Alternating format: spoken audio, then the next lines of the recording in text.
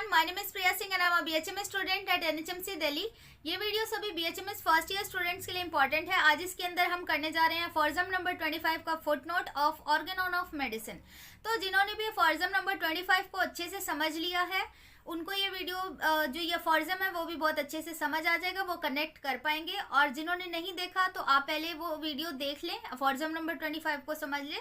और उसके पहले के भी जो फॉर्जम है आपको अगर समझना है तो चैनल पर प्लेलिस्ट है, वहाँ पर उन सभी वीडियोस को आप देख सकते हैं। तो फॉर्जम नंबर 25 का फुटनोट कंटिन्यू कहाँ से कर रहा है आपको पता होना चाहिए कि जो फॉर्जम नंबर 25 में वर्ड लिखा था जहाँ पर हेडमैन सर ने बोला था कि प्योर एक्सपीरियंस, उसके ऊपर में ही 1 मार्क का रखा होगा। तो वहां से आप देखो उसी का ही कंटिन्यूअस फुटनोट बताएगा और कैसे बता रहा है, क्या कनेक्ट कर रहा है, मैं आपको पहले थोड़ा सा बता देती हूँ, फिर हम बुक की एक एक लाइन को रीड करेंगे और फिर समझते हैं। तो अफॉर्जम नंबर 25 में बताया गया था कि अगर हमें किसी डिजीज के लिए जो हम मेडिसिन निकाल रहे हैं, जो भी रेमेडी देंगे हम जिससे वो डिजीज क्योर होगी, तो वो कैसी होनी चाहिए मेडिसिन, सही पोटेंसी में देना होगा, एटेन्यूएटेड फॉर्म में होना चाहिए, तभी वो रैपिडली रेडिकली और परमानेंटली एक डिजीज को क्योर कर पाएगी।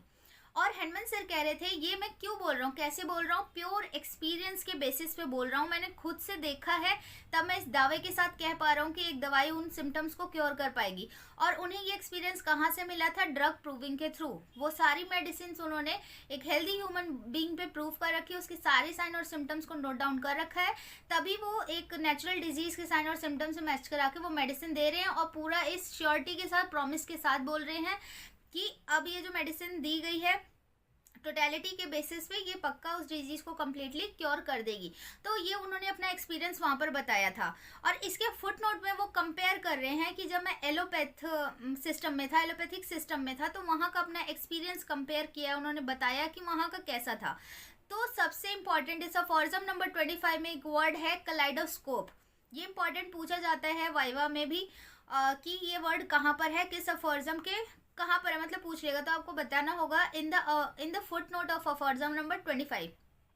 तो एक्सपीरियंस वो अपना यहाँ पर बताना चाह रहे हैं कि जब मैं एलोपैथी सिस्टम में था तो वहाँ पर क्या था, डिजीज को देखने का तरीका, डिजीज को क्योर करने का तरीका कुछ इस तरीके से है जैसे कि एक हम कलाइडोस्कोप के अंदर देख रहे हैं। कलाइडोस्कोप क्या है, आपने बचपन में भी साइंस में आपने देखा होगा, 9th-10th में भी बताया जाता है, बनाते भी हैं हम लोग, कि ये ऑप्टिकल इंस्ट्रूमेंट होता है जिसमें कि बहुत सारे रिफ्लेक्टिंग सरफेसेस होते हैं ना, कि एंगल्स पर हम सेट करते हैं, बहुत सारे एंगल्स में बनाते हैं इसको, और फिर एक छोटा सा होल होता है जहाँ से जब हम अंदर में कुछ ऐसे कलर्ड बॉल डाल देते हैं या फिर एनीथिंग जो भी कलरफुल पीसेस को हम इंसर्ट कर देते हैं, उस रिफ्लेक्टिंग सरफेस को सारा कवर्ड होता है वो।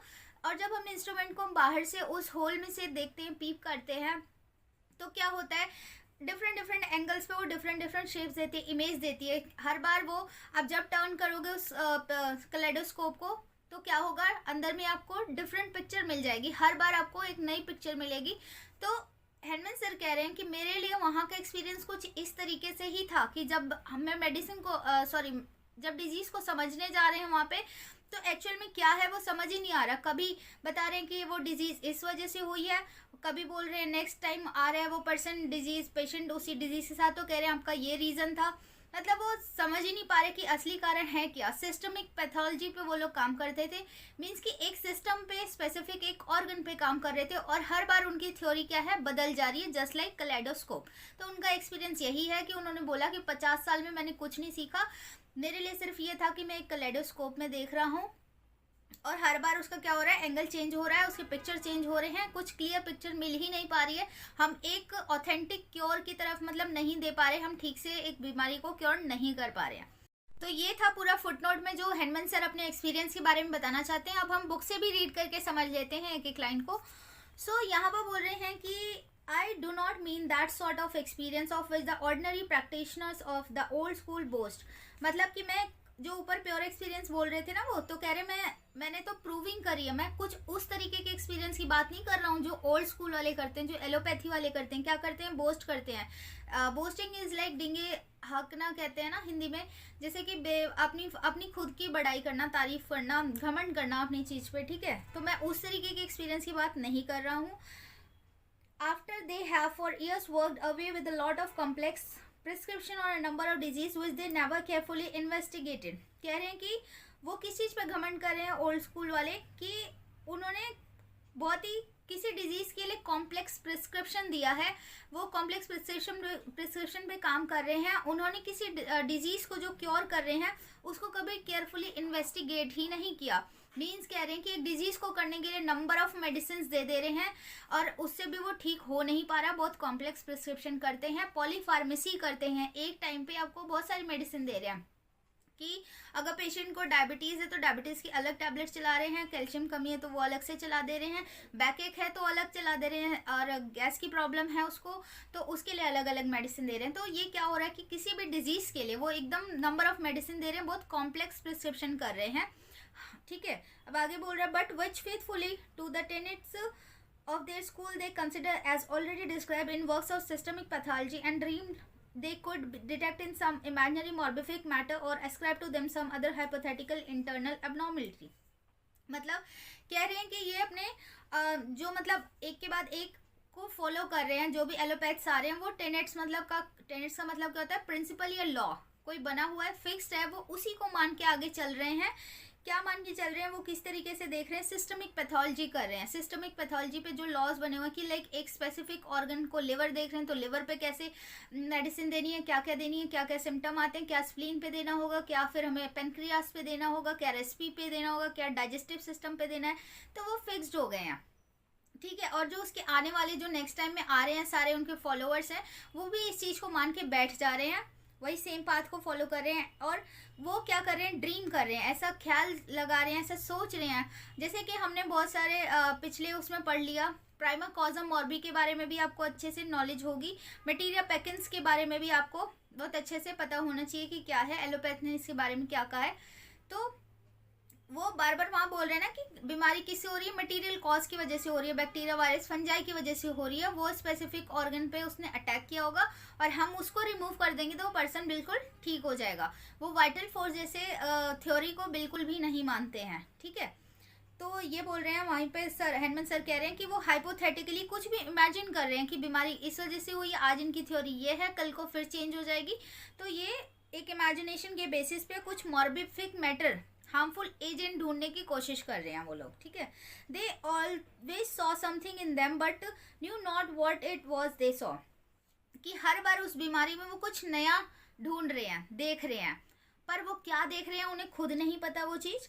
एंड दे गॉट रिजल्ट्स, और उन्हें वो रिजल्ट्स भी मिल रहे हैं from the complex forces acting on unknown object that no human being but only God could have unravelled. मतलब कह रहे हैं कि वो अंदर उस डिजीज़ में कुछ ऐसे कह रहे हैं कि हमने देख लिया वो चीज़, पर क्या देखी है वो बता भी नहीं पा रहे, उसको एक्सप्लेन भी नहीं कर पा रहे हैं कि वो है क्या चीज़, क्या रिजल्ट मिला उन्हें। वो अपने में ही एक कॉम्प्लेक्स क्या कर रहे हैं, फोर्स के अगेंस्ट में अपनी अपनी थ्योरी बनाए जा रहे हैं कि आज हमें ये मिला, आज हमें वो मिला। ये सब क्या है वो या तो खुद ही जाने क्या है या फिर भगवान जाने कि उन्होंने क्या चीज़ देख ली है उस बीमारी में। Result from which nothing can be learn, और इन सब चीज़ों से जो अपनी बार बार थ्योरी ढूंढ रहे हैं, हर वक्त उनका रिजल्ट चेंज हो जा रहा है। इससे क्या हो रहा है, कुछ भी सीखने को नहीं मिल रहा है। नो एक्सपीरियंस गेन, उससे कुछ एक्सपीरियंस भी नहीं मिल रहा है इन चीज़ों से। 50 years experience of this sort is like 50 years of looking into a kaleidoscope. तो इस तरीके के हनुमान से कह रहे हैं मेरे जो 50 साल मैंने वहाँ पर बिताए हैं अपने, जस्ट लाइक कि मैं किस तरीके से मैंने बिताए हैं, जैसे कि एक कलाइडोस्कोप में देखा है मैंने, filled with unknown coloured object. जो कलाइडोस्कोप किससे भरा है, अननोन कलर्ड ऑब्जेक्ट से, and perpetually turning round thousands of over changing figures and no accounting for them. कि हर बार जब मैं रोटेट कर रहा हूँ, चेंज कर रहा हूँ, दूसरे एंगल से डिजीज को समझने की कोशिश कर रहा हूँ, तो बार बार वो अपना पिक्चर ही चेंज कर दे रही है। तो इस एक्सपीरियंस से मैंने क्या किया, कुछ भी नहीं सीखा है, 50 साल अपने बर्बाद किए हैं, कुछ भी उन्हें लर्न करने को नहीं मिला, ऐसा हेनमन सर कह रहे हैं। बुक में बताया गया है, फुटनोट में एक्सप्लेन किया गया है। ठीक है, तो ये था अफोरिज्म नंबर 25 का एक्सप्लेनेशन। तो ये याद रखना कि कलेडोस्कोप टर्म कहाँ पर मेंशन है, किसके फुटनोट में मेंशन है। ओके, सो आई होप कि आपको समझ आ गया होगा। एक बार आप फिर से समझ के रीड किया करो, और जो वर्ड होते हैं उसको साइड में मार्क कर लिया करो, अंडरलाइन कर लिया करो। ठीक है, तो नेक्स्ट वीडियो में हम करेंगे aphorism number 26। Thank you so much.